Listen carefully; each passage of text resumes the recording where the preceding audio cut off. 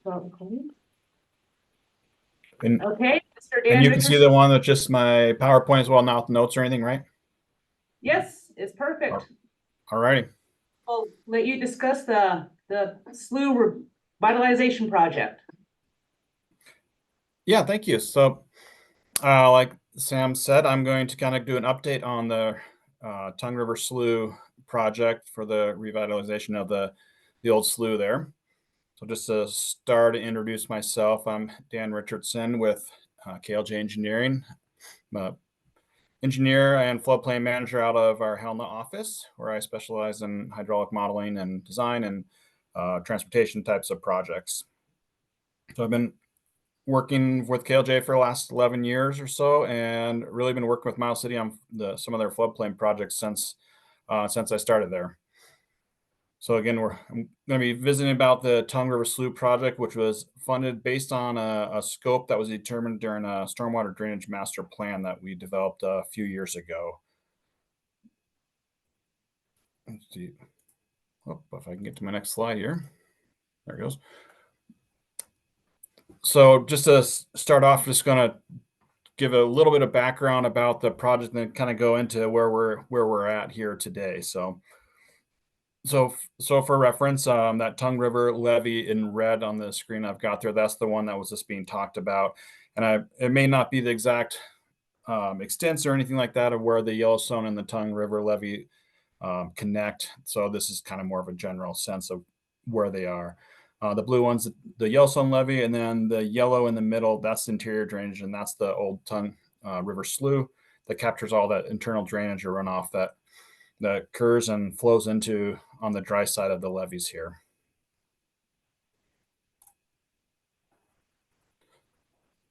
So to understand the project, it's first just critical to understand the why for the project, and then what the results will be when the project's all complete. So as noted on the screen there, along with the image there, the floodplain in Miles City, as many probably know, it spans a large portion of the city. Additionally, the flooding occurs from two different river sources, the Yellowstone and the Tongue. Within that slough, there are many undersized or missing culverts actually through there. The outlet to the Yellowstone is an issue as well. When the Yellowstone River is in flood stage, the slough can't no longer discharge its flow into the river. And then lastly, the bed of the slope of the old slough is not at a positive grade to properly flow runoff out of the slough there.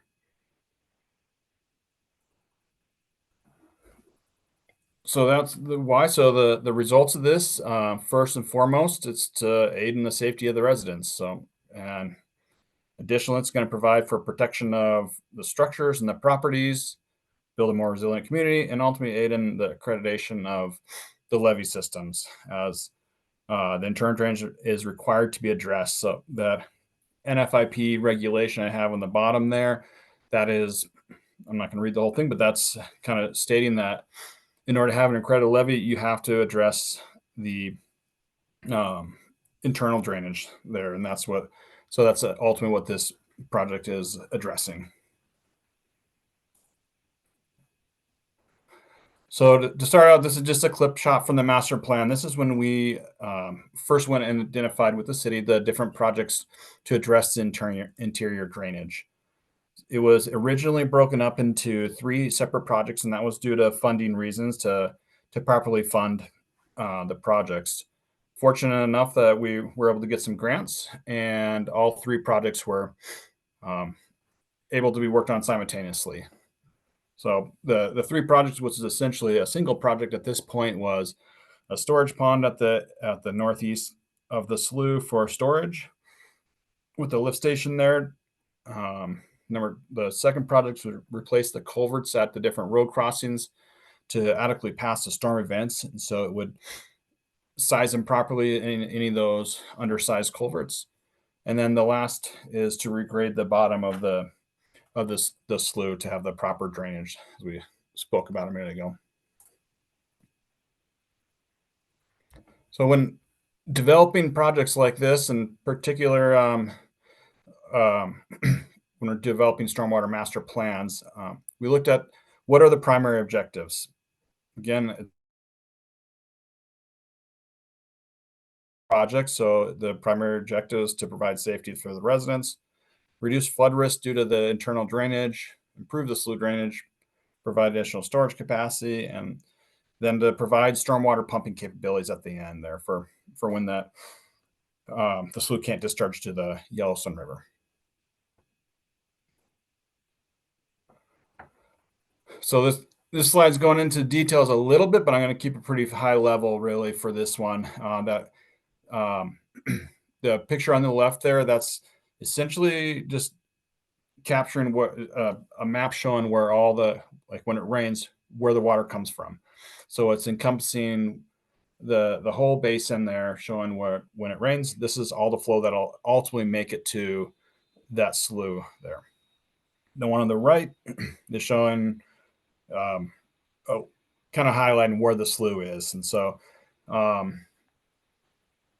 with the data from the basin map that we have on the left, we took that and then determined what kind of flow rate would come into the slough in order to properly design where the slough is, like, and the size, and then the storage pond and the lift station. So this is a little clip shot video of how we kind of went about this. So we took a storm event from a 100-year storm event. I believe this was an actual real one in 2011, and ran it through both the existing and the proposed conditions map. So meaning we put it into how the slough currently sits today, and then put it to how it would sit after the construction of the project. And so this is if that whole drainage basin, if a rainstorm hit and fell right on the city, and then it would route it to the low spots really throughout the town there. As just a kind of a quick clip shot, and this is at the end result of the existing versus proposed conditions there of that 100-year storm. It did significantly, I mean, even at the 100-year, it dropped the surface water elevation down at several locations, not only just the extents, but also the depths throughout. And so showing that really getting the culverts graded properly and the slough draining where we want it to, it really can make a pretty big difference. You can really see in particular to the kind of towards the end, I suppose up in this area, it really dropped that area quite a bit.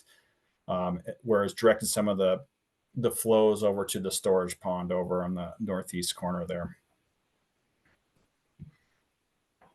So with that data, we put together design plans, and that's one of the plan sheets that we have showing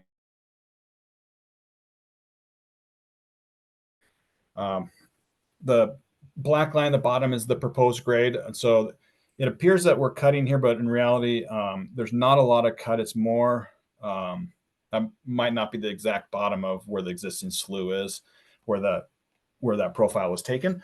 But ultimately, we're taking out some of the sediment that's built up there to get it back down to the bottom where it should be, like where it ultimately, like previously was. The goal of this is to not go outside much of the footprint of the existing slough, so to not impact additional structures or anything when we regrade this. It's more to properly shape the slough, give it a good drainage channel in the bottom, and let it flow out to the northeast as it's intended to do. And then again, this one's showing one culvert here, but each culvert was sized based on that stormwater model that we put together to make sure that during the design storm that we weren't having things overtop the roads, and they were able to fit through the different culverts throughout the slough there. So then once we get down towards the outlet, the storage pond there, putting through here, currently, so I said, if the Yellowstone River is at a flood stage, the slough doesn't have an outlet. So it ends up backing up into the slough, or any runoff that's in the slough backs up. So to address this, a new channel is going to be constructed at the end of the, it'll be constructed at the end of the slough, and it'll flow to the northeast out to that storage pond. And then from there, it'll either detain the flow in the pond, or it'll have an outlet structure with some flap gates there that can close off so the water can't come back in from the Ellison. Rather, it can only go one direction and go out. So if that does happen, there is a lift station size as well, or design, so that it will be able to lower the slough down as well, so that the water being backed up to the slough doesn't actually get to any of the critical infrastructure, like the city's infrastructure is right upstream from here on the slough.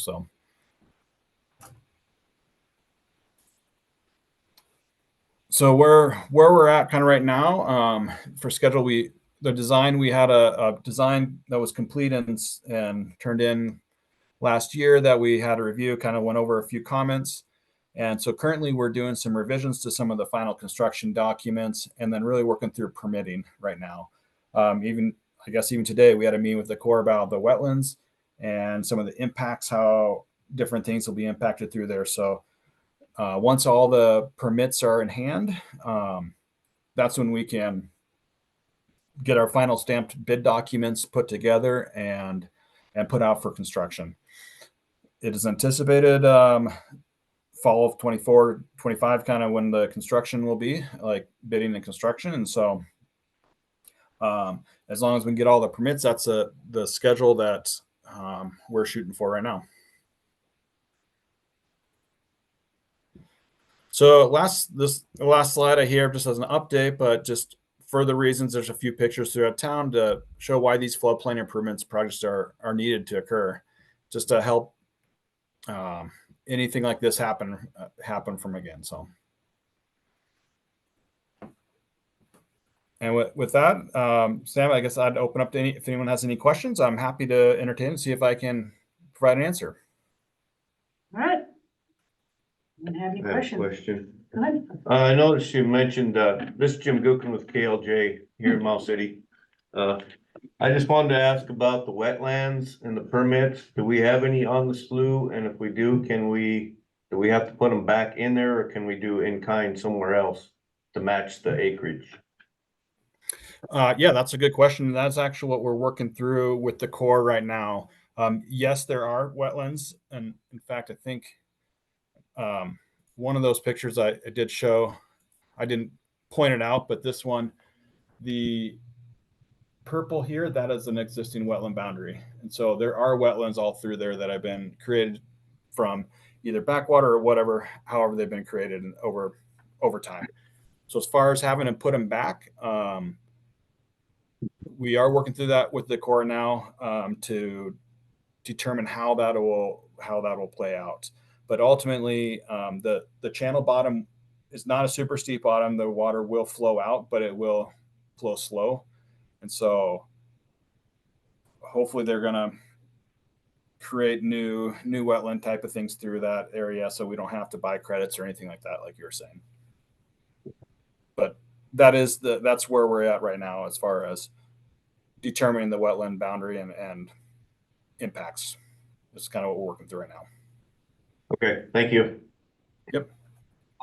Aaron Hoppy, I've lived over there for 44 years.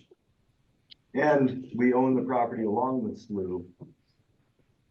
Can you explain, have you taken into account the natural springs that come up there and the fact that groundwater is only 6 feet dig down, no matter where you dig on the lower portions? It is a wetland, and one of my neighbors said it was actually declared a national wetland in late 70s, early 80s. With its own water. Yeah, certainly. So, and that's one of the reasons we're not really cutting much on this slough at all, because we don't want to introduce additional flow. The storage pond's the same way. That's why we push it further to the northeast, so that we wouldn't have to do any cut through there. So if we would have had the storage pond a little bit higher, we would have had to introduce more cut, which could have potentially introduced groundwater into the system. So the springs are taken into account, as far as that's why we're not we're reducing as much cut as we can and trying to keep it at the grade where it is, just removing some of that sediment buildup and just reshaping the slough. And So if as far you're- as the wetland question comment you had, and that we had our wetland delineators out there delineating all the wetlands all through there. So we do have everything mapped out, and that's what we're working through with the Corps right now as far as any impacts that may occur from this. Are they doing ecological impacts and biological studies also? Correct. Yes. Our environmental team is doing all those different studies for all the different permits that need to be put together in order to do the project. So that will include biological, ecological, like you said, and wetlands. And my next question is, if you're doing storm drain into it, how much oil and contamination is going to be put in there that's going to be held in it because of a lack of flow? Well, so we're not going to introduce any. I mean, what's going there right now is going to still go there. So we're not changing the flow patterns into the slough. This will actually make it flow out better than it is right now, and so it'll actually flow the water down the slough as opposed to sitting where, say, a road crossing has. So I guess as far as quantity, I'm not sure, because I guess it would depend on how much is actually getting in there at this time from the storm drain system. Basically, it's designed to flow completely empty unless it rains. We're not gonna have any standing water. Is that It's correct? a flat. It's a flat slope, so there ultimately will be, there may be some that'll pond here and there, but it's designed to flow out. Yes, so it wouldn't be stagnant water. So you'll destroy the ecosystem that's there in the wetlands now. Well, that's what we're working on with the Corps on right now, and that's part of the purpose of having a flatter slope, is to allow those wetland plants to grow and be wet still. So it won't be a backed up ponded area, but it'll be it'll still be able to grow the wetland plants.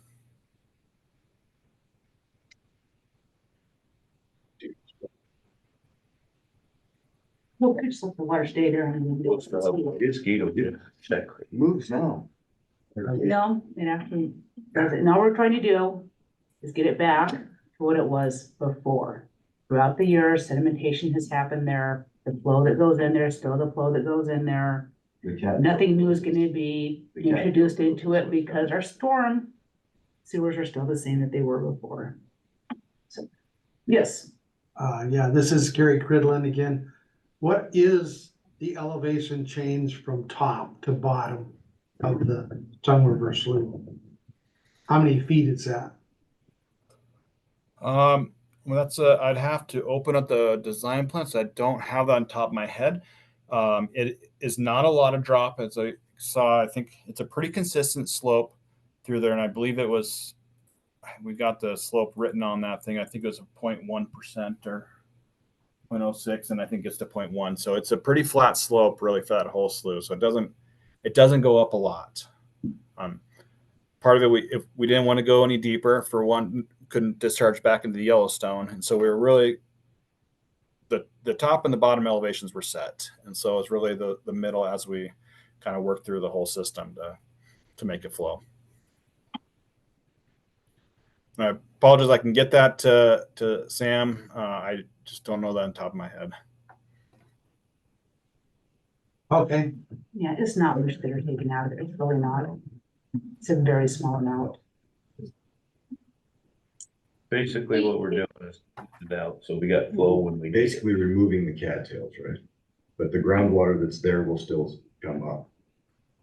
Yeah, and if it gets up to a certain level, then it can go to the pond.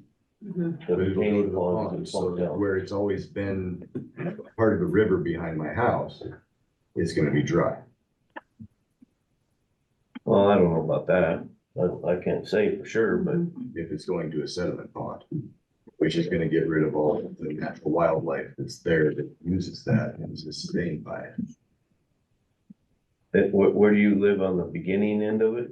You know, I live towards the end, down by, Head Start right there. Okay. Yeah, I couldn't tell you on that one. All I know is there's probably gonna be some water standing in there, Mhm. but it's not gonna be as much as there is now. Well, when I was growing up, it was 3 feet deep behind my mom's house. And now it's about 2.5 feet of mud. Now it's most of cattails because they dug out a bunch on the end and they floated down and. Yeah. So does anyone have any more questions for Dan on this? Hey, Sam, this is Tracy with DNRC floodplain. Hey, Yeah. just looking at the modeling after this project is done, it looks like there could be a reduction in the special flood hazard area. Are you guys doing a Clomar-Lomar or just a Lomar? Are you guys even entertaining that? We're entertaining that. We're also seeing where we're at with the levy and that stuff. And so, I mean, because so many of these pieces have to come together at once. Dan, I believe we were gonna look at a Clomar, or am I wrong? Yeah, we'll have to look at something just because of being in the floodplain, but there are a lot of moving pieces, like you said, with the levees and such through here. And so really this piece won't modify the floodplain per se, really, because it's all the internal stuff. It's coming from these other sources, but we will need to look at it just to make sure. And so I'm sure Tracy will probably coordinate with you here shortly too, just to kind of make sure we get everything on the from the DNRC there taken care of. No, I appreciate it. Thank you. And that's real quick. Just so everyone knows too, this does handle the majority of the city's storm drainage. And so while we are also working on improving the city's storm drainage, we need to make sure that water goes somewhere and is able to handle it. And right now, if we were to do with internal storm drainage, go through and clean all those pipes and everything, I honestly don't think this will handle it just because of all the buildup and everything it has. It couldn't. And so we don't want another 2011 to happen. And so that's what it's part of, like Dan said, a more internal thing, and the Code of Federal Regulations actually requires it for floodplain purposes. So Mr. Crestfeld, your question, sir. Yeah, this is William Crutchfeld. I question whether your objective is broad and big enough on your project. To me, that there's two major objectives in that area. And that the number one, of course, that you've kind of talked about a little bit is flood and storm control. So that's one objective. But I think that a secondary objective ought to be the continuing providing of development land in that area. So your picture doesn't show all the homes and buildings and everything that's in there. There's a lot of development there and potential future development. And I don't see any look at this point in time of trying to create a system there with the slough that allows enhanced water use with the slough as a main area where you could have like a lazy river approach with major development by it. And there's a lot of open land there that could be developed and still obtain storm and flood control, especially if you, as you say, clean out the slough and do things like that. And I find it hard to believe that adding culverts is something that would, over a long period of time, add value to development down there. I mean, a culvert is something that's going to over time get flooded up, and then, as you say, you're still not solving some of the issues of wetlands and things that are there. So to me, you would enhance wetlands by the proper use of the slough with some type of lazy river approach. So from my perspective, just as a resident of Miles City, I think that you got part of your objective there that works with improving the drainage on the slough, but you're not going far enough when you don't consider what you're doing with that in order to provide additional and enhanced development land that's there. Now, we all know that when you're in a floodplain, you've got potential problems when because it's slow. But you have an opportunity here to make this one of the premier areas in Miles City, especially if you will consider the enhanced wetlands, a lazy river approach that allows the drainage to continue. I like the concept where you got an area of using the existing ponds down there for some additional storage if you need them. and you back that up then with a way to hold the Yellowstone water, possibly with, some type of a device on both the top and bottom of this, you can get extra water in there easily on the top end. And there's several ways to do that. And so I just don't think you're looking at it in a broad enough long-term approach. And I really don't think culverts solves the overall long-term problems in there. You've got part of it, but you don't have all of it. I think there could be an area. It's a great area if it's developed correctly. So I'm listening to the gentleman that kind of owns the land down there. There are ways to enhance that wetlands and to continue to use it. There's a ways to have more development land in there that would be really some great stuff and add value to the tax base in the area and the whole works. And by the way, if you do this approach I'm suggesting, you will have a situation where you will see developers paying more for the land down there, and maybe you'll have a quicker repayment for the city and possibly the county from tax values and values that are going on in that area. So Lord knows we need a bigger tax base around here. So I think you're too limiting when you look at this. And I'm not trying to be critical, I'm just trying to be constructive on what I think can be done there. The culverts are going in the same place as they were, right? They're Yep. just getting bigger. We're not putting any more in. No, per they're just se. getting It's- bigger, it's, and this just the wasn't ones- meant it's to just be. crossing the roads that are there, and they have to have a culvert to get across the roads. Mhm. But they're not putting in extra ones, it's just the ones that are like under 7th Street that has to be there, under Montana that has to be there. Mhm. To allow the extra flow is what they're talking about there, so it Yeah, actually yeah, moves yeah. and it doesn't bottleneck. Yeah, I understand that. I just don't think that. Right now, this project is costing the citizens and taxpayers nothing. This is all being paid through different funds, and for the development that has been brought up multiple times, I'm still confused on where you guys are finding this extra land, except maybe in the county. There's maybe a little bit toward the end, but based off of how the maps are drawn in that, those lots are not very big. And also in that area, you have to elevate about 8 feet up in the air for the end of the slough. So I get what you're saying in that, but also the city's job is not to provide help for the developers. I mean, we're not stopping development down there. So if someone wants to go and develop that land, by all, they have every right to develop that land all they want to. The city is not holding them back from it. No, when you don't have an enhanced system of water flow in the area and assist with the way it is set Well, right up. now, there's no money for that. I didn't say there was. There's I didn't no say there money in was. the grants and that, and so I'm just it's saying not, your these are objective things we is not haven't looked motivated. at. I think this project is more to relieve the people that are there now Mhm. from the cost of flood insurance now. This is a short-term plan to This get. will help with the flood This, insurance. this part will. Yeah, I don't have any problem with cleaning up Slough. I think that's great, but I think you can be broader and bigger and better. Well, that could be another situation down the road, you know, another, Yeah, well, good. And that's what it would have to be, I because mean, right it's, now, it's been what this is a stage, four stages that this project's going on, so there could be another 5th stage on the end of it, or. well, actually what it is eventually, because the state of Montana is requiring larger communities to treat their stormwater. And so this is us also trying to get ahead of the game with that, because eventually it will come down. When it will, I don't know, but at some point in time, it's been tickled around and that's how we've heard about that. But also, this is just part of the overall levy project, as part of the CFRs that we have to do. We have to address internal drainage. Internal drainage, the majority of it drains into the slough, and so that's why we're addressing it.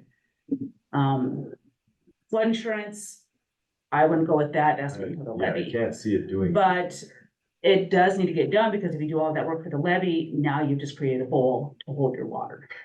And now we have no way to get rid of water. And now after that can cause more internal flooding. Do they still have the gate at the end of the slough? Yes, that is still there. Because I But know that's what happened in 2011, is the gate wasn't able to open because the. there was a fever down there at that time that plugged it. There's been a couple of them. We check it out, yeah, but yes, it's been plugged. in that. It wouldn't open or it wouldn't close to let the. It wouldn't open. And so it just backed up into the system because the Yellowstone kept it closed. And so it wasn't able to open to let the water out of the system. It only allows the water to flow out. It does not allow the water to flow And I in. think this new plan has a pump system, so Yep. it doesn't open and it pumps it into the river. Yep. So- That's on the It's end. over, down there. yeah. That's on the end. Right, and that's good. Yeah, and so we'll store it in those lagoons, like if we have a major, who knows what the weather's gonna do. But if it gets really bad in the lagoons, we are still able to pump it over, so. You know, if the lagoons fill up and that stuff, we still need to make sure we get that water out, so. So am I correct in saying this is a $4 million project? Yes, because that is what it is. Yes, it is a very expensive project. And we have all of the funding for it. It is all done, it's already secured. We've even got reimbursed for some of it already, so yeah. Is there anything in there for recreation or trails or? There is no money for that. This entire project itself is that much. If we were to go any further than that, then we would have had to go after the taxpayers. Now, that is something too that I am thinking of. It is there. I would love to do trails and recreational areas within the slough and along the river and that stuff, but that has, One thing. you know, of all of the things out there, it's unfortunately toward the bottom of the list. Now, The what, biggest thing right now is public safety. what about the little area in between Montana and that's right there next to Vendor Park, that's Mhm. right across the road? That used to be really pretty in there, and there used to be all sorts of turtles, and that water was fairly open minus a few small cattails. We're not changing the size of the way the levee currently is now. We're just cleaning out. Well, I didn't mean it that way. I'm just Yeah. saying that could, if nothing else, you know, a couple picnic tables or. Yeah, in the future, yeah, there's stuff that can be done there. As long as people stop vandalizing it, yeah. Yeah, they vandalize pretty much everything anymore.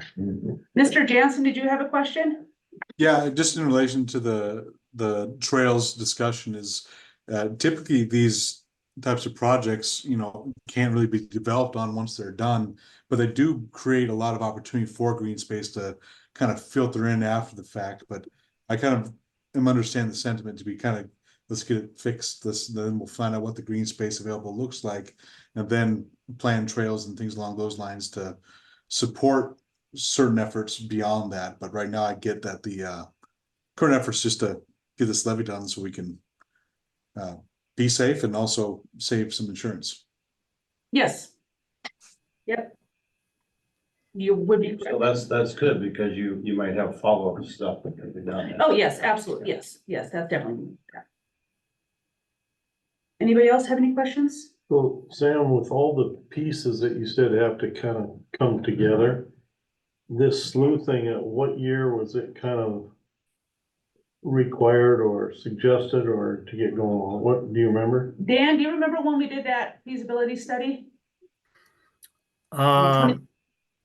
2018 maybe?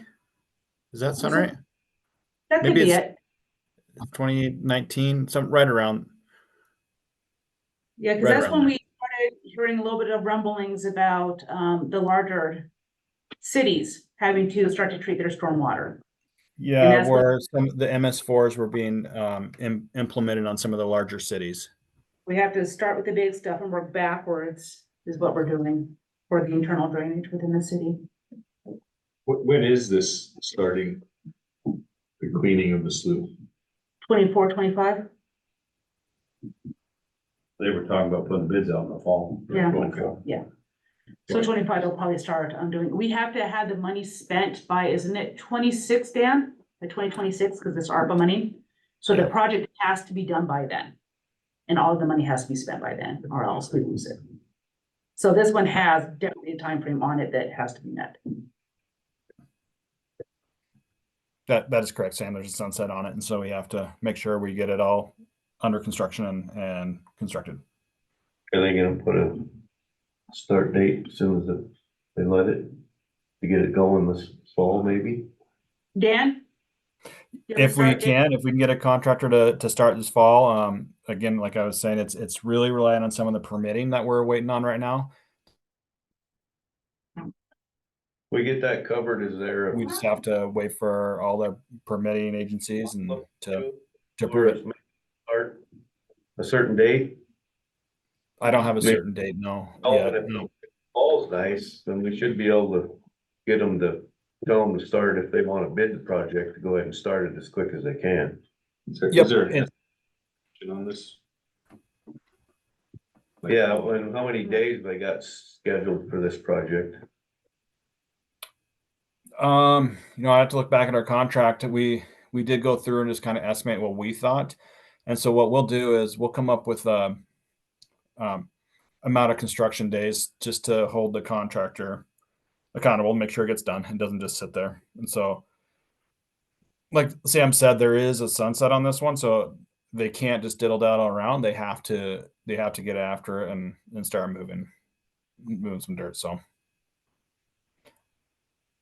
Yes.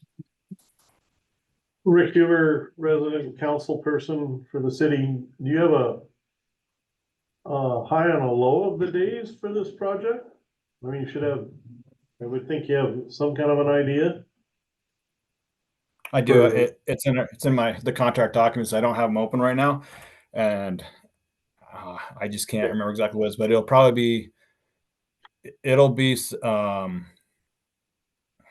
I guess 3 to 6 months probably of construction. Dan, if you could double check that, give me that information, I can pass I it can get on. that to you, Sam. Yep. I just unfortunately I can't remember on top of my head what it was, but it's probably the 3 to 6 months type of work. Just thinking real quick. That all depends on how many pipes or culverts we gotta put in, or I see they're gonna exchange some box culverts, so doesn't that usually add a few days to a project? There are some box culverts. Yes, there are. I mean, for the most part, they're replacement culverts. There are a couple culverts that are not there right now that are being put in just on road crossings. But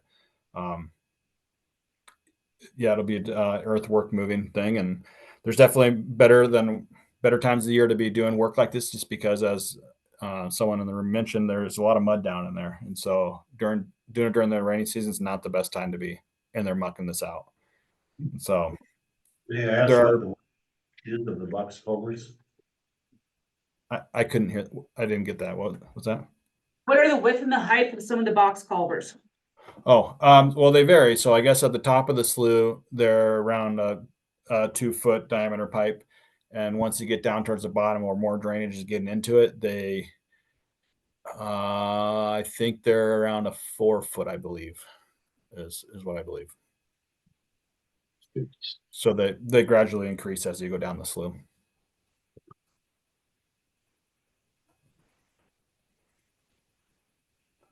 The outlet that I got on the screen now, those are 3 24-inch ones to come out of the pond right there. So The pond's gotta be enlarged or made. we're utilizing existing ground, how it's sitting right there.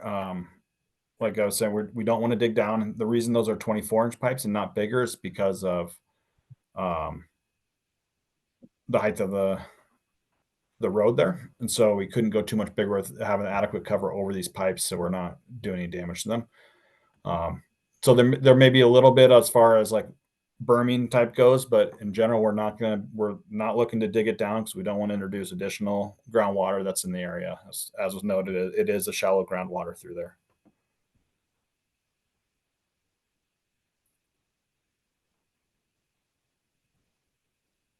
Anyone else? All right, thank you, Dan, for your time, appreciate it. Yeah, thank you very much, and I will get you contract days, our estimate that we have right now, Sam, as well. I'll get that to you tomorrow. Perfect, thank you so much.